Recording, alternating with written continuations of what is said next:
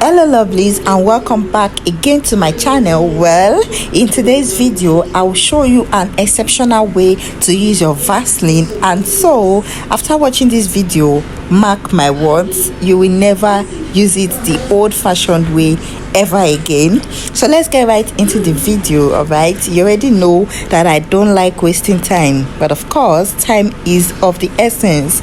Now take a very close look at this faucet, a very close look, and I'm sure the stains look familiar, right? Yes, they are dried in stains of your toothpaste from brushing your teeth, and water stains from washing, taking your bath, and so on. So what you want to do now is get a cloth and make it damp a little bit. Okay, add a little water, enough to make it damp.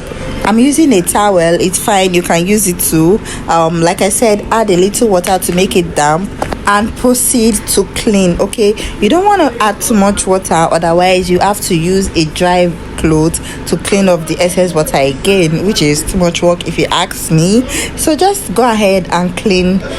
Make sure you clean very well. So the next step is for you to get your Vaseline, and with the help of a spoon or whatever you have, spread it around on the sink and on the faucet. Okay, a generous amount, okay, not too much, just a generous amount. What this does is that it prevents the dried in stains like I showed you earlier on in the video. Okay, and also it allows water just trickle down without leaving any stains, which is what we all want. A clean sink and a clean faucet, sparkling white and shiny, which is exactly what we are going to achieve by the end of this video.